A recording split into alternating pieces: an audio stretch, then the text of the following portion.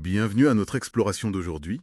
On va se pencher sur un texte vraiment très court, mais d'une profondeur immense. Oui, c'est la sourate 103 du Coran, Al-Asr, le temps.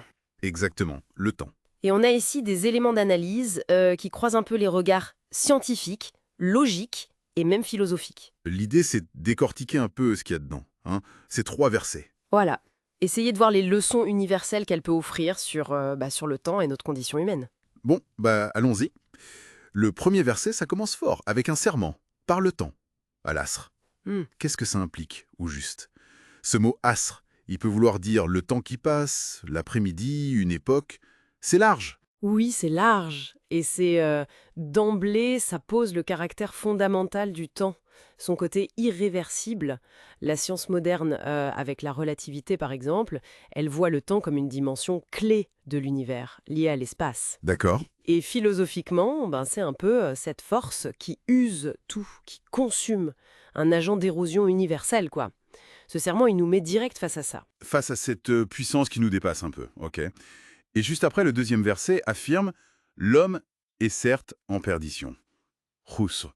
C'est une déclaration assez directe. Oui, c'est fort. On peut le lire comme une observation presque empirique. On le voit tous les jours, non?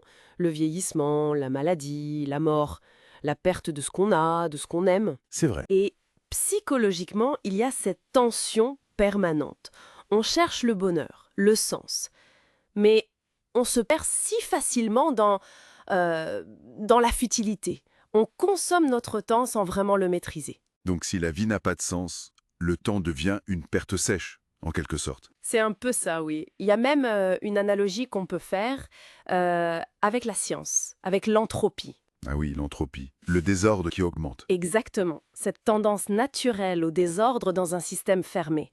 Si on n'injecte pas d'énergie, d'ordre, ça part un peu en déliquescence. C'est une image, bien sûr, mais ça parle. C'est une image parlante, oui.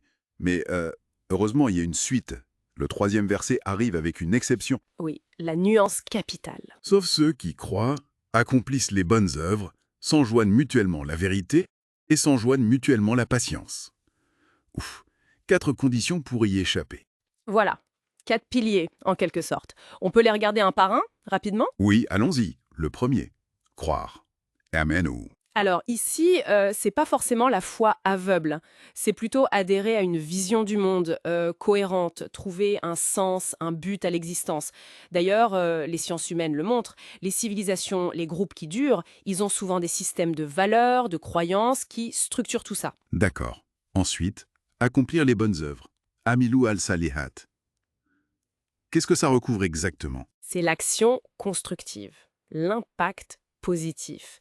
La science comportementale, par exemple, elle lie le bonheur durable au fait d'être utile aux autres, à l'altruisme.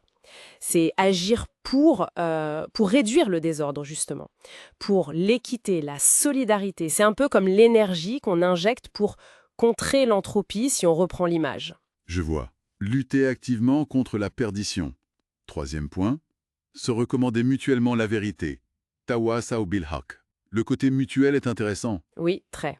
Al-Haq, la vérité, ça renvoie à ce qui est juste, réel, authentique, fondamental. D'accord? Et le fait de se le recommander mutuellement, ça suggère que c'est un effort collectif, une sorte de garde-fou commun pour rester aligné sur cette réalité profonde, pour pas se perdre dans l'illusion ou le fou. Une défense collective contre l'erreur, en somme.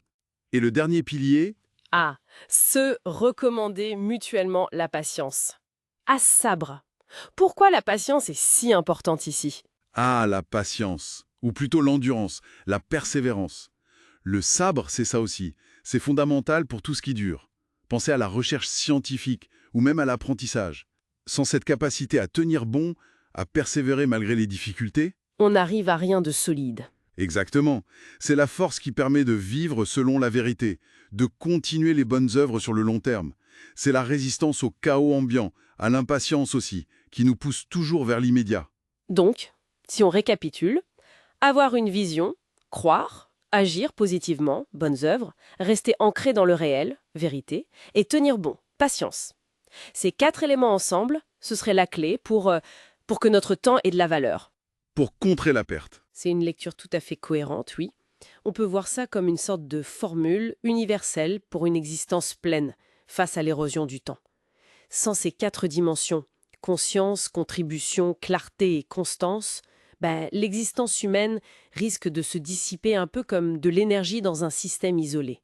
C'est assez fou de voir comment ces 3 petits versets peuvent condenser autant de choses.